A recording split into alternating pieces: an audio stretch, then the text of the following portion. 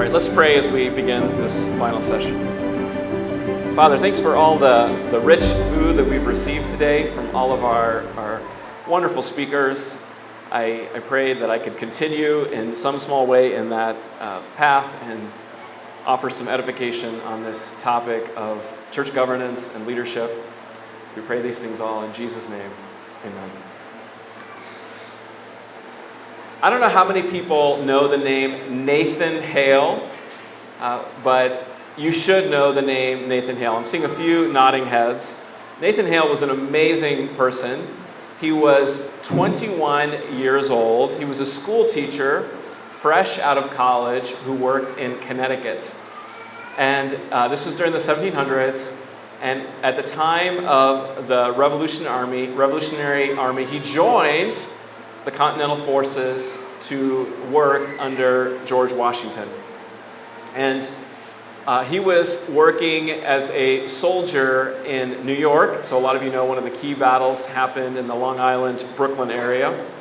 And Washington asked for volunteers for someone who wants to be a spy to the British forces. Okay, now it doesn't take a rocket scientist to know that if you're going to volunteer to be a spy and you get caught as being a spy, that's not good. Bad things are going to happen to you if you're caught as a spy. He asked for volunteers. George Washington, who's of course the general, the commander of the Continental Army, asked for volunteers. He gets one volunteer for somebody to be a spy out of all the people who were serving under him, and that's Nathan Hale, this 21-year-old.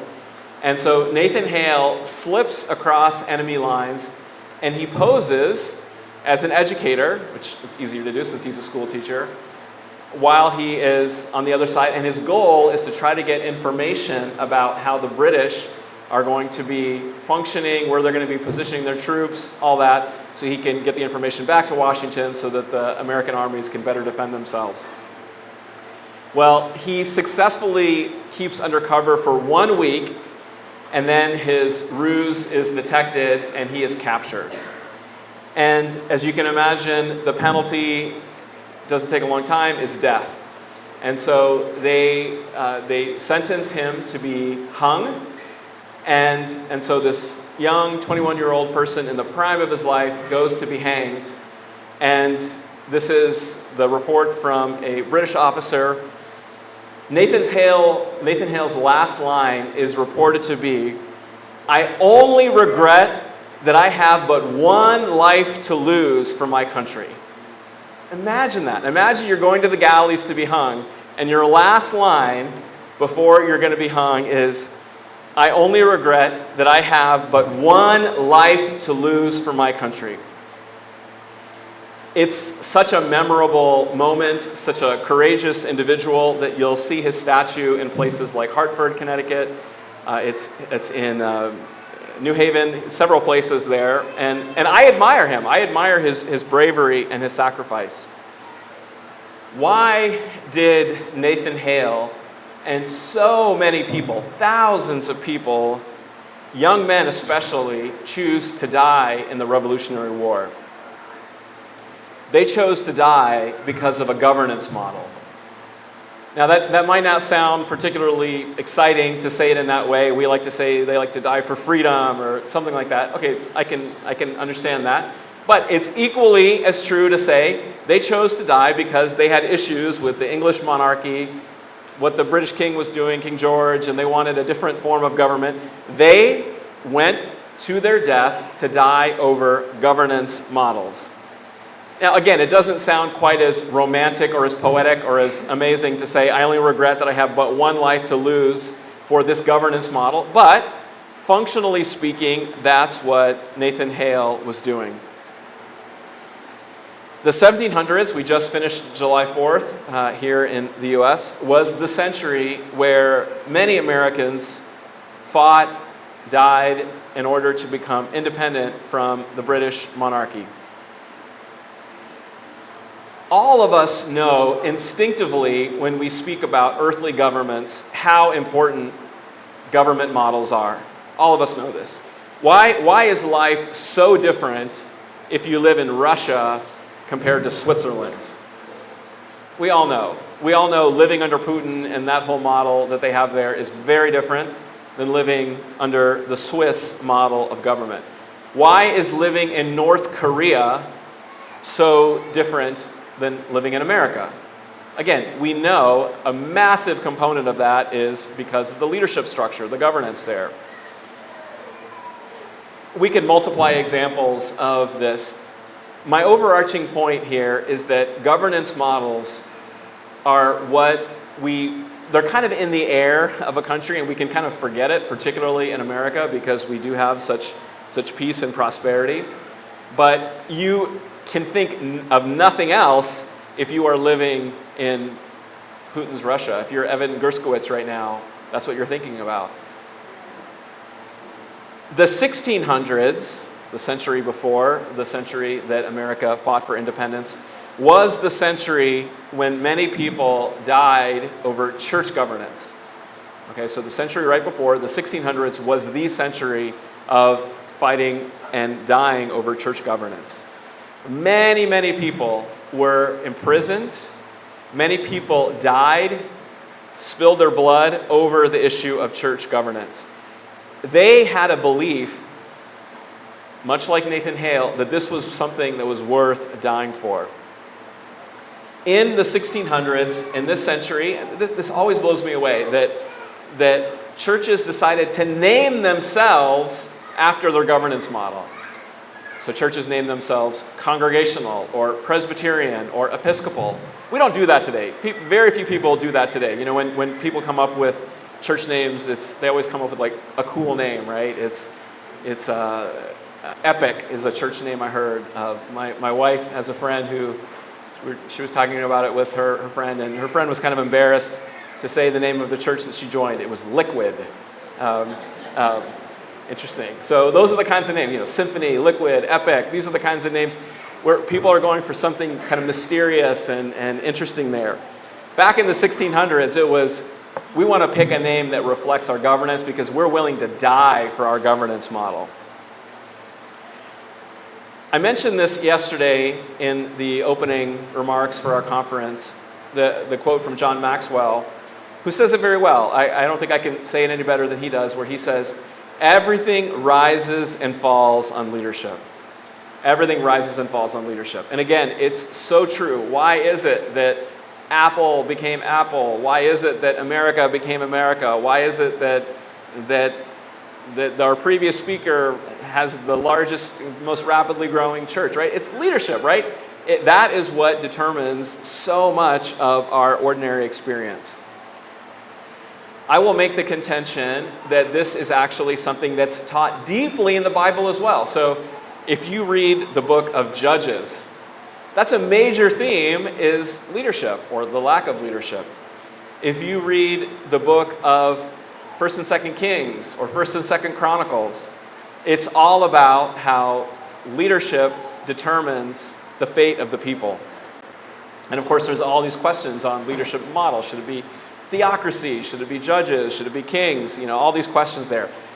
We definitely don't have time to talk about any of those books, but I know that you all know those books and would resonate with that. So many of the Psalms are prayers for a righteous king. And again, it's hard for us sometimes to even connect to that. But they recognize that their fate, the people recognize that their livelihood, their well-being is bound up to the goodness or the failure of their king. I hope many of you pray the Lord's Prayer daily or close to daily. When we pray the line, "Come your kingdom," when we pray the line, "Be accomplished your will," I say it, I often have forgotten the King James because I say it in different ways. I actually know it in Greek. How does it go in the King James? Your will be done. Thank you. Your will be done. Yeah. Geneteto to telemasu would be what it is in Greek. So those are the ways that we pray in the Lord's Prayer. Did you know that effectively what you are praying for, if you think about it, is when you are praying, come your kingdom. El theto he vasiliasu. What you are praying is, may there be godly leadership. A kingdom comes with rulers and governance and structure there. When you're praying, be accomplished your will be done. When you are praying those prayers, what you are saying is, implicitly or explicitly, you are saying, man, I hope that there's good leadership, because we need good leadership for God's kingdom to come, for his will to be done. What drove Jesus in Matthew 9? When he was looking at the crowds, his heart was broken with compassion because the people were like sheep without a shepherd. Putting that in different language, his heart was broken because he saw sheep who were poorly led, who were poorly governed, right? He was broken because the leadership structure at the time was failing the people. So you can see this all throughout the Bible. You can see it in the Old Testament. You can see it in the New Testament. And as I said, you can see it in earthly governments as well. Right after Jesus says that he has compassion over the people because they're like sheep without a shepherd, a couple of verses later, he selects the 12 disciples as his governance solution to the plight of Israel. Unfortunately, there's a chapter break there, and so we miss that connection often. But, of course, there's no chapter breaks in the original. In the original, it would have been really obvious. Wow, he's mourning the plight of the people that don't have shepherds. And what does Jesus do? He prays all night, and he picks these 12 disciples to remediate the plight of the people who don't have a good shepherd. Okay, I'm actually going to show some slides here.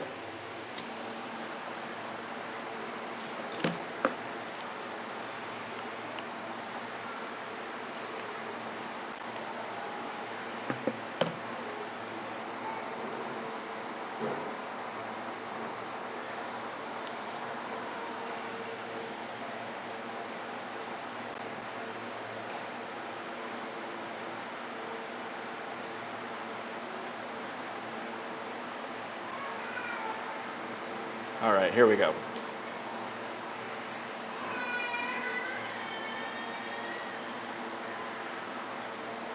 I want to begin actually with a quote from John Adams. A lot of you know John Adams. He was easily one of the top 5 most important founders of America.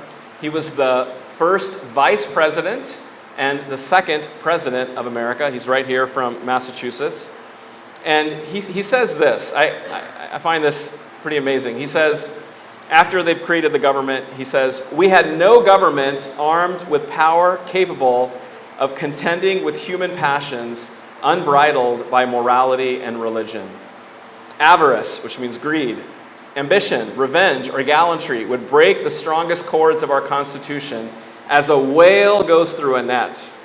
Our Constitution was made only for a moral and religious people. It is wholly inadequate to the government of any other." So what Adams is saying when they've created the Constitution, they've done all the framing that they have, and he realizes full well that there are going to be serious limitations here, which is that functionally the Constitution empowers a people, and he says, unless the people of America are bridled, to use his word, by morality and religion, this whole thing's going to disintegrate. He sees from the very beginning where it's going to go wrong, which is that if you don't have a people that fundamentally have internal values, then this enterprise is going to go adrift. Now, why do I open with this? I open with this because it is one of the most important principles that the ideal leadership structure. You can have everything down perfectly well. You can have every I dotted, you can have every T crossed, and everything is beautiful. But unless you have a people that have hearts that are disposed to do the right thing, people will figure out how to break the system or do loopholes or violate it or whatever that is ultimately not defendable against. And I say all this because it's an admission that as important as leadership structures are, I want to begin by recognizing that there is a fundamental limitation on leadership, which is the goodwill and the religion and the devotion of the people ultimately.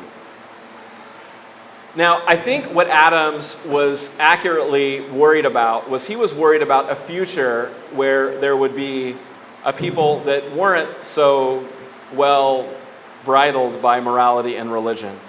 And I want to draw here on a philosopher. He's a Christian philosopher. His name's Alasdair MacIntyre. Some of you know him. He has written very eloquently and very extensively about the history of religion and the history of ideas. And he has contended that the prevailing force in the world today is, his word is emotivism. Emotivism. I like that. Emotivism is what he says is the primary force, the primary decision maker in the world in the church. Our previous speaker, did you hear how he said that even at Harvard and MIT, he said that what are people mostly trained to think? What did he say? Yeah, just their emotions. He says even people who are very educated, very sophisticated, are trained to think in this way. And this is my paraphrase of MacIntyre's ideas. He says, in my paraphrase, what governs the world today is effectively what feels right. We are not governed by consistent principles, reason, biblical teachings, but by our intuitions and emotions. And what MacIntyre does in his survey is he says that the time period that we're living in right now is akin to the fall of the Roman Empire in the 5th century. And we're seeing all this change with sexuality, with technology, with all these things. And what MacIntyre says is this is the reason why is fundamentally we have changed what is the driver of our society to this emotivism. Okay, now I want to keep this in mind because what John Adams said before is that unless we have people that are clear-headed, that are thinking virtuously, we are going to disintegrate.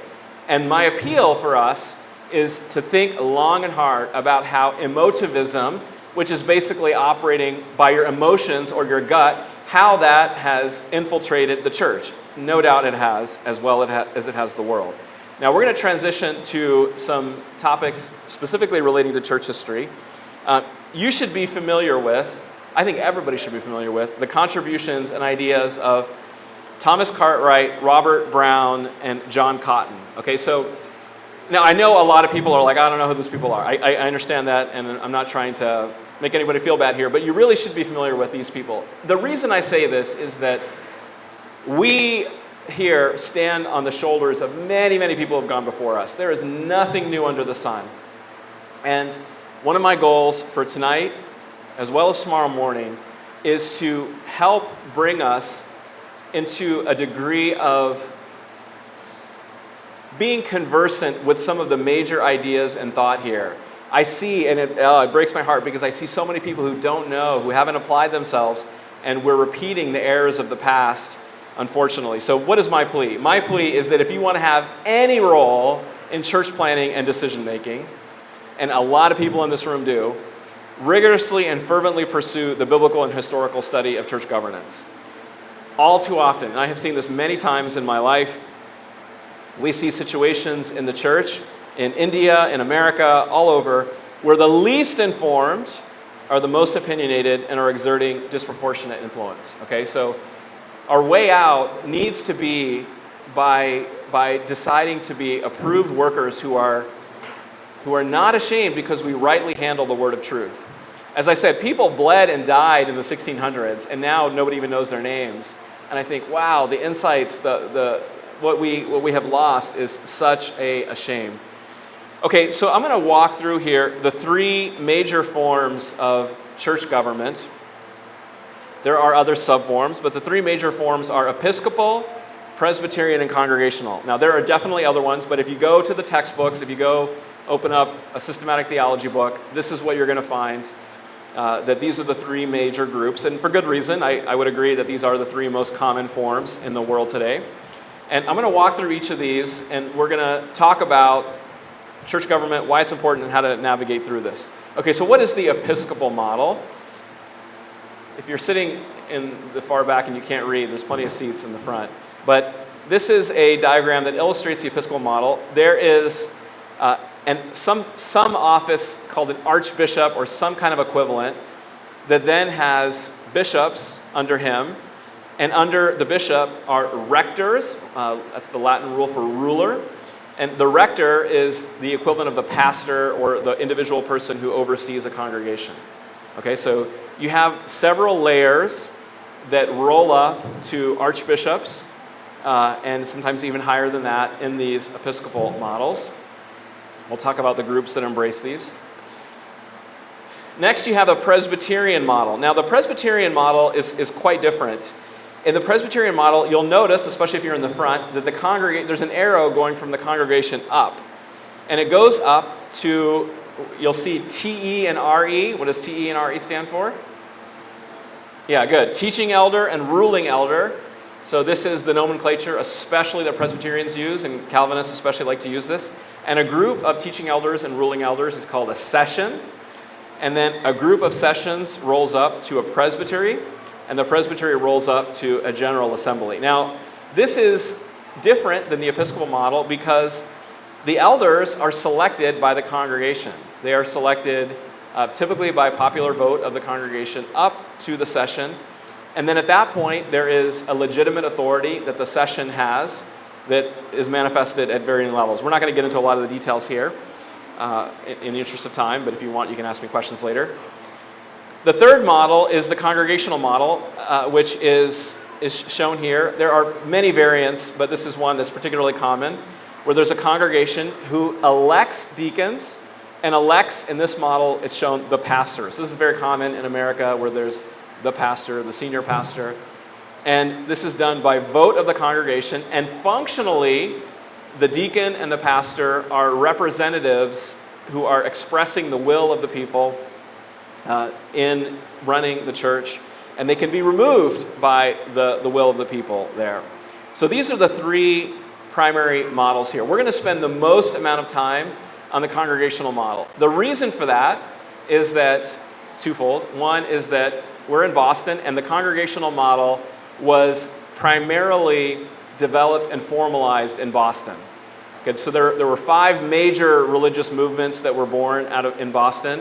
One was the Congregational movement. In fact, it's the first one. I'm going to give you another definition of Congregationalism from somebody who's actually a Congregationalist. So you know this is not a straw man. This is from somebody who advocates the model. His name is Samuel Waldron. He says this: Congregationalism may refer to the independence of the local church or independency. Now, I hope you noticed in this model here, there's a big difference between this model and the other two that you should jump out. What is that? What's that? Okay, yeah, so there's a lack of hierarchy. Yeah, there's no other churches on it, right? There's just one church in this model here, whereas these other ones have multiple churches. And so a key notion of what Congregationalism is what's often called independence or autonomy. So it may refer to the independence of the local church or independency. It also may refer to a democratic form of government in the local church or democracy. It also may refer to and combine both these ideas. As independency, Congregationalism has to do with the relation of local churches to one another. In this sense, Congregationalism teaches the independence, sometimes called the autonomy, of each local church. Okay, so from a Congregationalist, from his own pen to your eyes here. So the key notions are independence or autonomy and a notion of democracy. Now, who employs these different models of church government? So by far, the most famous example of the Episcopal model of government is the Roman Catholic Church. The Roman Catholic Church is a very hierarchical structure that rolls up to the Pope, who is the one who is even in charge of the archbishops. The Anglican Church is another model of Episcopal governance in action. Of course, the Anglican Church broke off of the Roman Catholic Church, so not surprised there. There are other examples. Orthodoxy would be another example. Presbyterian, self-explanatory. The Presbyterians are the ones who embrace that one. Congregational is churches that are called congregational. Baptist churches embrace the congregational polity. So the second largest church in America, the largest is in terms of single denomination, is the Roman Catholic Church. The second largest is the Southern Baptists. And they embrace a congregational polity. Church of Christ, so Barton Stone, Alexander Campbell, that whole movement is congregational as well. So there are others, but these are some of the more well-known ones that use these. Now, as I said, there are other models here. I'm not even going to spend a lot of time on these.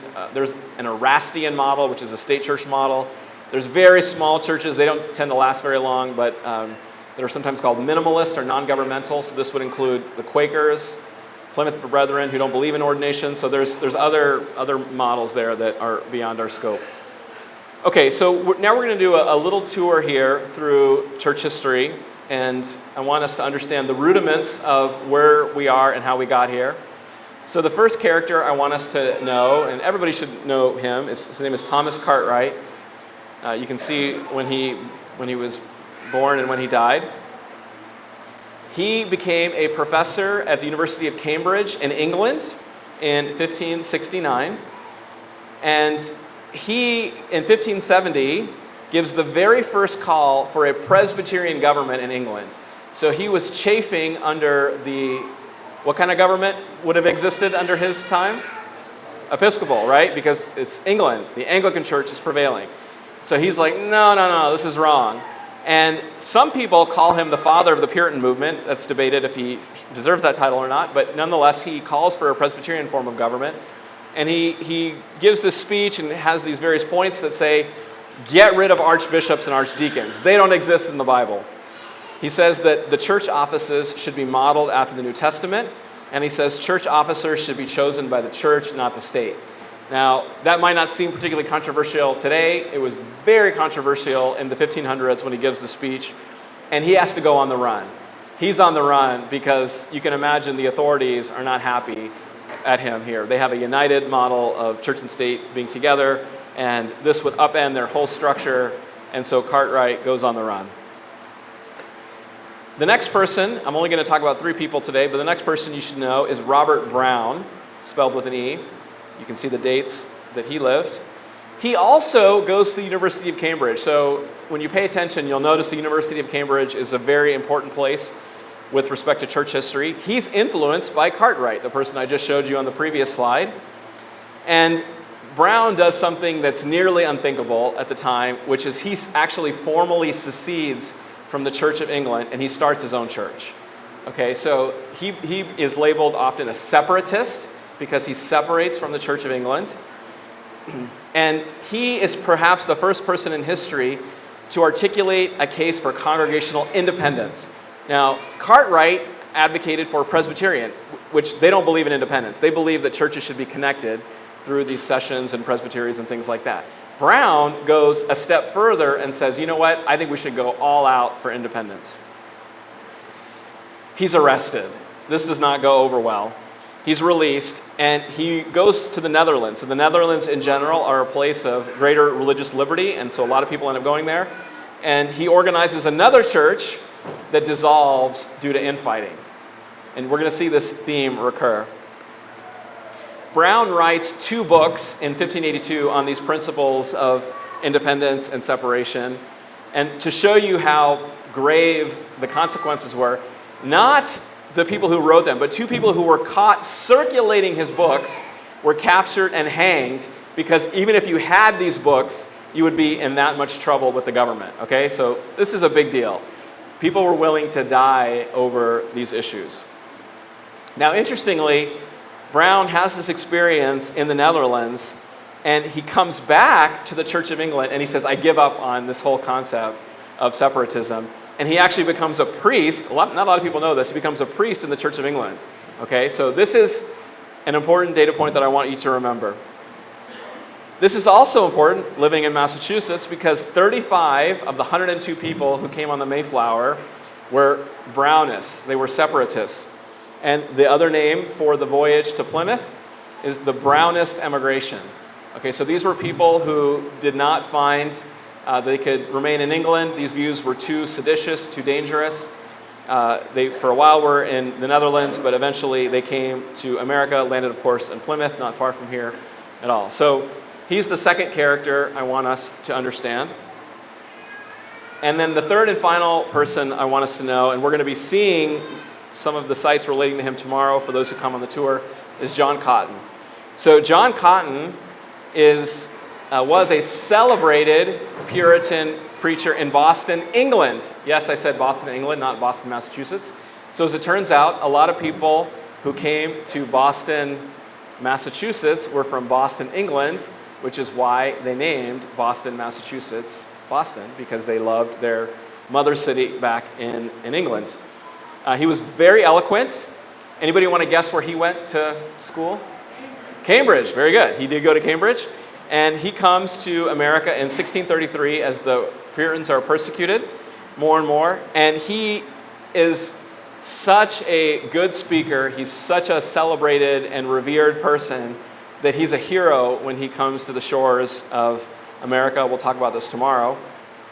And he becomes by far the most prominent and important early minister in early America. So for the first 2 decades here in New England, he would have been the name that you knew. When you thought of famous pastors in New England, you would have said, yeah, John Cotton. He's the guy. He's the one that people looked up to there. He is the one who coins the term in the English language, Congregationalism. He didn't invent it. The concept was there in bits with Brown and others, but he coins it and codifies it and builds on it. And we don't have time to talk about it in this session. We'll talk about it tomorrow morning for those who go to that. He gets embroiled in a controversy called the Antinomian Controversy, which is a terrible blight that we'll talk about tomorrow. But it made him look bad, and it made Congregationalism look bad, and the whole thing was starting to look kind of shaky. As this controversy rages, what happens is there's an ever-growing curiosity about this American experiment where now they have stable, respected congregational churches in place starting in the 1630s. They were not able to be established in England for the reasons we talked about before. It was not safe there. But a lot of people on the other side of the Atlantic in England were like, whoa, what's going on here with this American idea of Congregationalism? And they're having to defend themselves, particularly as the Antinomian Controversy goes on. And right here in Cambridge, Massachusetts, not Cambridge, England, John Cotton and a group of other ministers write a document that's usually called the Cambridge Platform. And this is the first multi-leader, very well-respected document that advocates formally for Congregationalism, and it comes out in 1648. Okay, so not long after they landed. So the Pilgrims came to Boston in 1630. Just 18 years later, they have the Cambridge Platform. Now here's a picture of an original printing here. And you'll see, even though it's called the Cambridge Platform, the full title is The Platform of Church Discipline. One of the things that is fascinating when you read the primary sources from the 1600s, one of the major issues that people cared about was how church discipline would be exercised. The fear that the Presbyterians and the Episcopals had was that church discipline would be handed over to the people. And they thought that was just a monstrous, terrible idea. And so they're having to defend the notion that church discipline would be done not by leaders, but by the people here in the Cambridge Platform. There's other topics covered in it as well. You can download it for free. It's online. It's very interesting to read. Okay, a little bit more history here before we come to some conclusions. So in England, what happens, and we'll definitely cover this more tomorrow, lots of upheaval in the early 1600s. King Charles I loses 2 military battles, and his political power is gone. Some of you know the Bishops' Wars. And the Parliament, which is mostly Puritan, so the Puritans are the ones that are trying to reform the Anglican Church and make it more Protestant. They convene the Westminster Assembly from 1643 to 1653, and they say our goal is to restructure the Church of England. This whole Episcopal structure isn't working. We don't believe it's biblical. We think we have too Catholic of a structure. There's too much superstition, they believe, in their liturgy, and they convene Westminster in order to solve this issue. It's a 10-year meeting. This is one of the most important meetings in the history of the English-speaking language, in the English-speaking world. And they say, let's reach out to John Cotton back in America to have him come back to England and teach us about Congregationalism. They're trying to decide what they're going to choose in place of this Episcopal model. Nobody likes the Episcopal model, or very few like the Episcopal model, and they know they want something different. Cotton is excited to go. He's a champion of Congregationalism. And he's thinking, okay, this is my moment. I can go to England and introduce Congregationalism there. He wants to go. He doesn't end up going because there's some difficult safety issues there, so he ends up not going. He doesn't end up going. I will say there's a lot of skepticism in England because of this antinomian controversy, which we'll talk about tomorrow. And instead, what they do is they choose a Presbyterian form of government. Okay, so I told you there's 3 models, and the Westminster leaders say, we're going to go with a Presbyterian model. For complicated reasons, the King of England doesn't allow it, and it never gets in place in England. It gets enforced in place in, where? Scotland, right. So Scotland becomes the part of the UK that's known for Presbyterian governance because of what the Westminster divines had decided. So we have this situation now at the end of the period of Westminster where we have the Puritans in America, particularly in Boston, who are Congregational, and the Puritans in England who are Presbyterian. And this is a long-standing controversy where they go back and forth here. Now what we're going to do is we're going to zoom in on what happens to all these Puritan churches in New England. Now, if you go ask people on the street and say, give me the connotations of when you hear the word Puritan, what are they going to tell you? What are people going to say when they hear the word Puritan? Strict, old-fashioned, rule-keeping. Something back there? Moralism? Rigid moralism, absolutely. Yeah, that's all right. That's the sense that a lot of people have about the Puritan churches. Now, the question, I remember when I came here, I moved here in the 90s, and of course I knew this was a Puritan area, and I'm walking around thinking, okay, there's going to be the first Puritan church and the second Puritan church, and you walk around Boston and you're like, where are all the Puritan churches? Where'd they all go, right? What happened to them? I hope you know the answer to that. Most of them became Congregational. And so, in fact, it's not going to say Puritan on the billboard of the church. It'll say First Congregational Church of Cambridge or whatever there. In fact, a lot of these Puritan churches coalesce under a denomination that I want you to know the name of.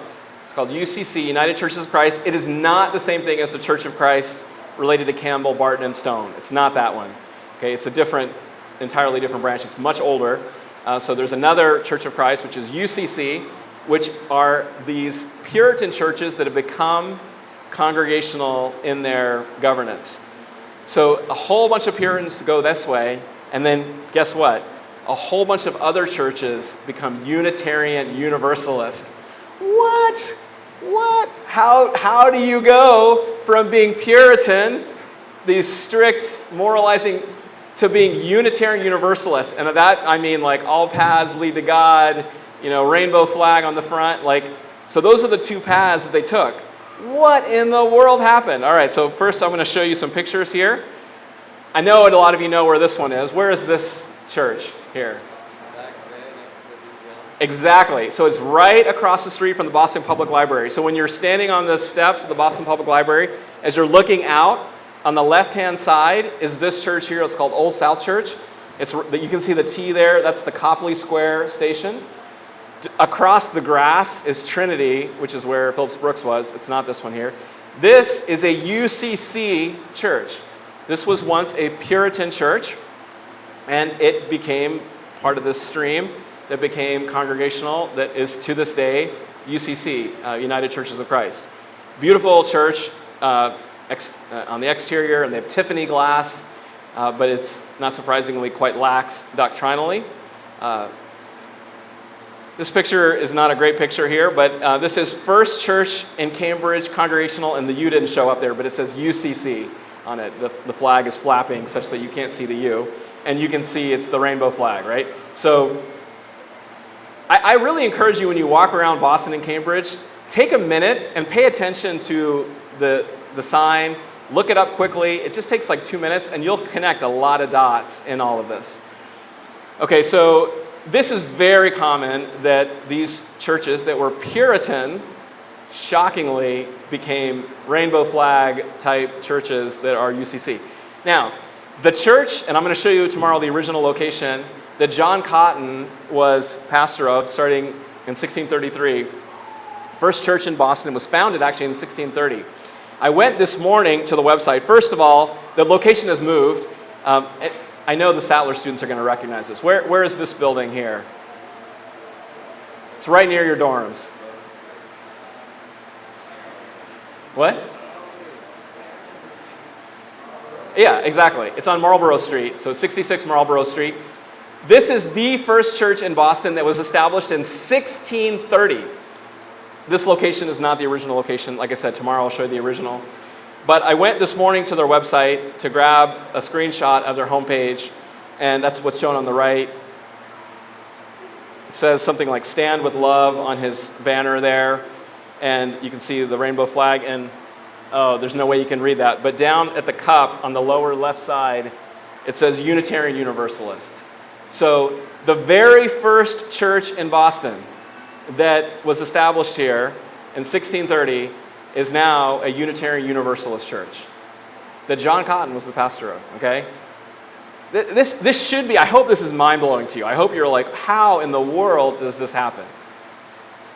I am very confident they would be rolling over in their graves if they could see what has happened to the churches that they were once working in. So how in the world does this happen? It is no surprise, and this is one of the great lessons of church history that I want us all to walk away with here, which is that congregational polity, when you study this out, creates more and more accommodative stances over time. Okay? It should actually be kind of obvious why this is the case. Why, if you go down a congregational polity, why it's going to be really, really, really hard to hold on to especially harder doctrines. Why do you think? Why is it going to be harder to hold on to some of those doctrines if you go congregational? Yeah.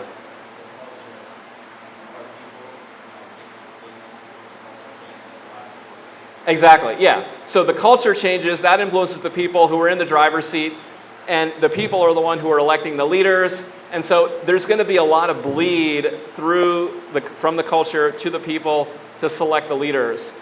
It has happened time and time and time again. This is not an exaggeration.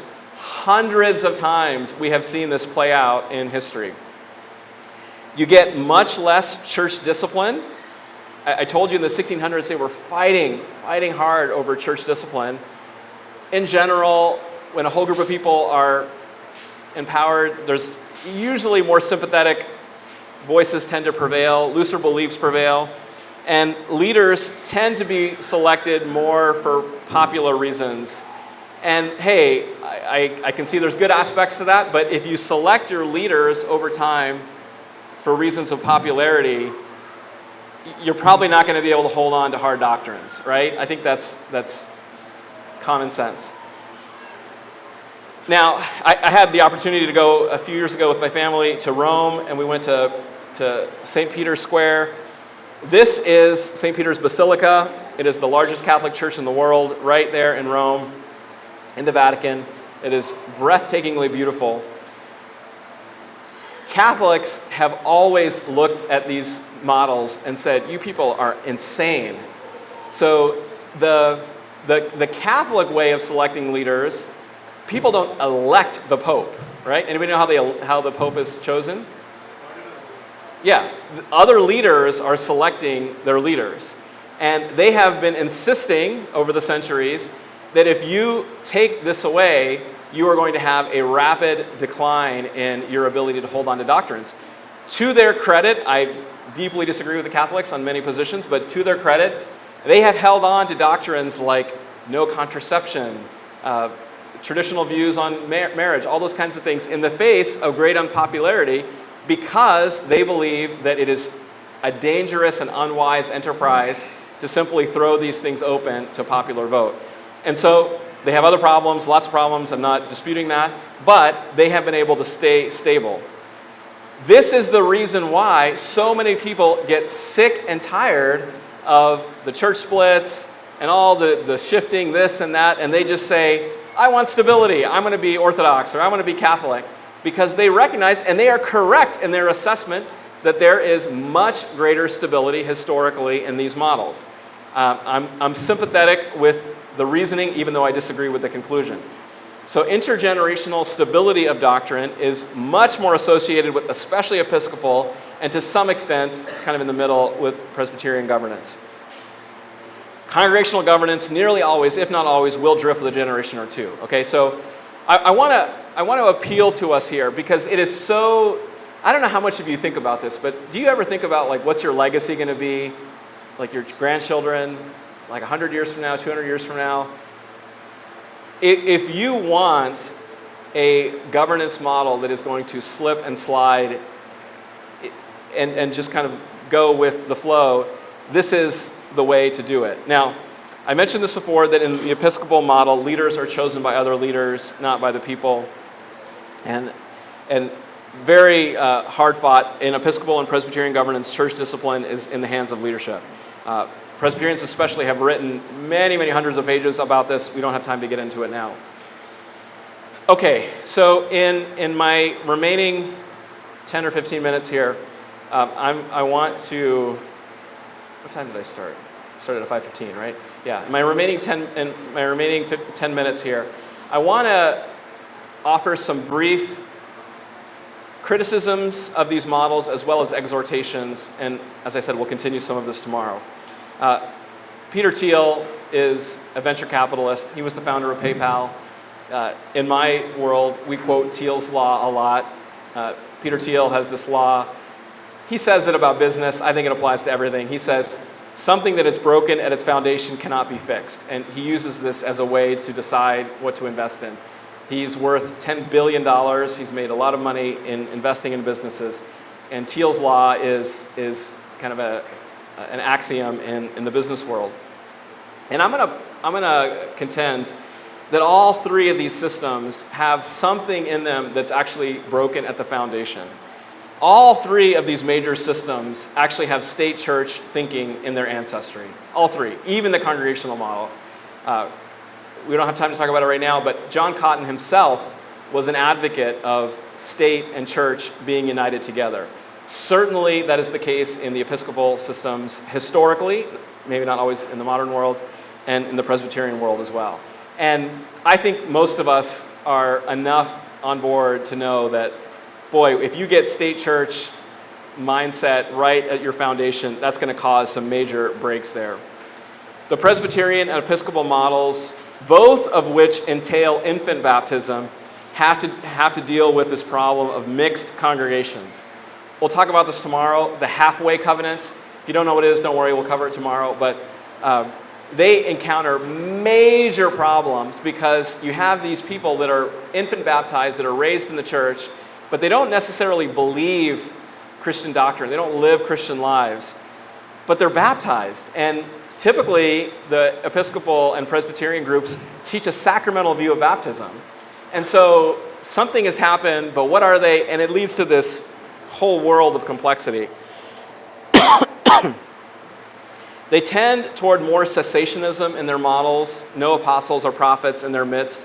So they have to import or relabel those functions. I'm going to share with you here from an Anglican, he's no longer alive, his name is Peter Toon, a quote where he talks about bishops in the Anglican system.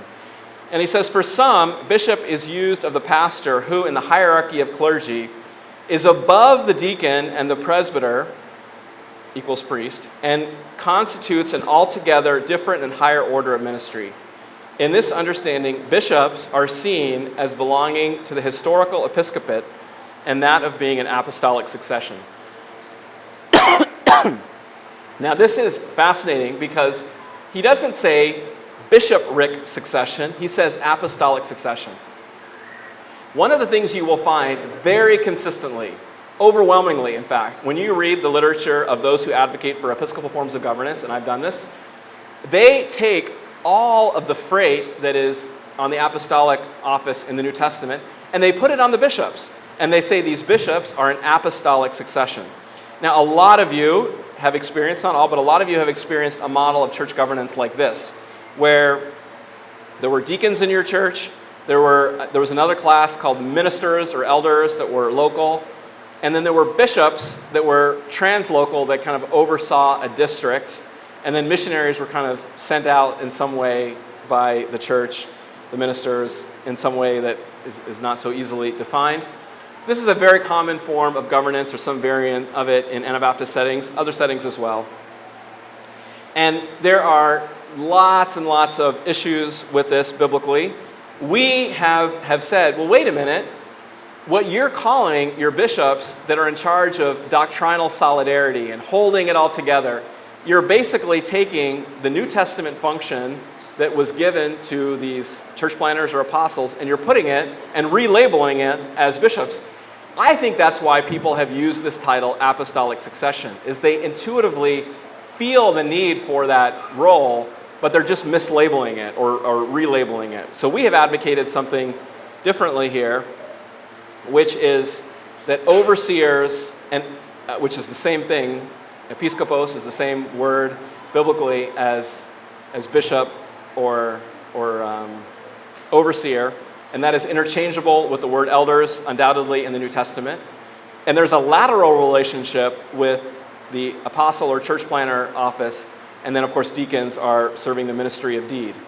We have advocated for this. We don't have time to go into all of the intricacies here, but this is a very rare concept in our world today where you would see this type of model advocated, but I think we are calling a spade, and instead of relabeling and mislabeling functions, we're recovering more New Testament descriptors and New Testament functions there. Hey, Matthew, were you going to share that quote tomorrow? You were. Okay, good. So I'm not going to go through it. Matthew shared an awesome quote with me that I actually typed out that I'm going to skip to make sure that, since you're going to read it tomorrow. Okay. A few points against Congregationalism here, because that is our topic of the day. In the Bible, we see that Acts 15, I think, is one of the best places where we see the congregational model refuted. Do they say, let everybody decide, let every congregation decide on their own what to do with circumcision and the Gentiles? No, of course not. They want to see that there is a uniformity and a unity of practice here across all of the churches. Paul and Silas have to circulate letters to ensure that there's not independence or autonomy there. Paul's language, again and again, we have no other practices, nor do the churches of God. He appeals to this corporate practice. Historically, the early church councils, such as Nicaea, I mean, how do you read the early church where there's a whole group of people that are coming together from all these churches and saying, we have to get settled this matter of the Arian controversy? They don't treat it as independent. That would have been such an abomination in the eyes of the early church. This system is something that is historically novel. This was established, depending on how you count, in the 1500s or in the 1600s. And it's something that we should be very suspicious of. A lot of us are suspicious of dispensationalism because it's a novel system, as we should be. Congregationalism is the same thing. I am almost out of time here, so I'm gonna skip over some things. This accelerates in the 1800s. Ralph Waldo Emerson and the Transcendental Movement, he writes a piece called Self-Reliance, the emphasis on self-discovery. I was going to read a portion of this poem. Many people say this is one of the most influential poems in the history of America by Walt Whitman. It's the Song of Myself. The line one is, I celebrate myself and sing myself, and what I assume, you shall assume. This is from the 1850s. It was very controversial at the time, but we see an accelerated system of individualism here. I'm gonna go through this quickly, and this is my last slide, and just say that the spirit of individualism is everywhere. Chris de la Cruz says it well. One of the fundamental problems with modern American Christianity is that many of today's pressing problems require collective solutions, but American Christianity teaches aggressive individualism. And Congregationalism functionally has become a kind of pooled individualism.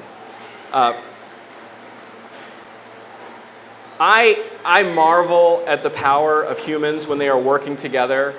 I work in the business world. When you look at what Google has accomplished, what Facebook has accomplished, right or wrong, whatever you think about them, isn't it amazing?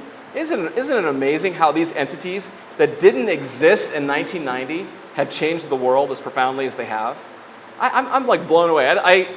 If you know me, you know that I walk around kind of in astonishment when I see a Tesla, and I think, wow, how did this guy come up with this idea and build this company, and now it's like all over the world, and how is it that you can go to the rural parts of India and they know what Google is, and like, how did they do that? They did that because they brought together the collective power of humans under good leadership.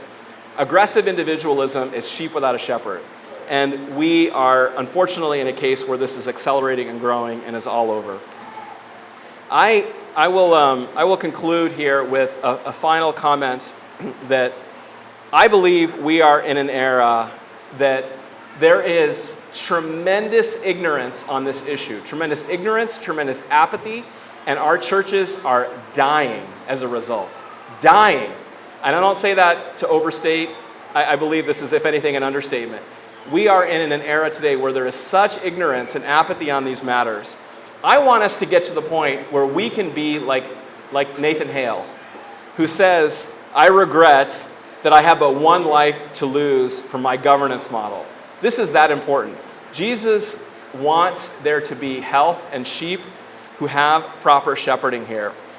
I'm going to, in future messages here, I'm going to convert this into a call to action involving some of the work that we've been doing involving that leadership document that a number of you have read and have spent time with. It's still in draft and we need to revise it more, but this is something that I want to motivate us here, that this is one of the central problems in our world today. This is not a secondary problem or something we should be bored about. We should be passionate about this. We should be willing to die for this issue like the revolutionary soldiers were willing to die for it. And I promise you, if you are ignorant about these things, if you don't care, if you're laissez-faire, especially if you are in any kind of position of leadership or being vocal on church governance matters, it will come back to affect you in very profound ways. So with that, I will close. We are going to now have a closing prayer. Brother Nate Warner is going to come and close us. We're actually going to pray for the food here because it's going to be, there's too many of us to pray in an easy manner at the park. So we're going to pray here for the food, and then we can go together to the park and enjoy a time of fellowship and enjoying some good food together. I'm eager to talk about these subjects. If anybody wants to go deeper on this, I have much more material that isn't reflected on the slides that I'd love to share with anybody who would care to discuss more.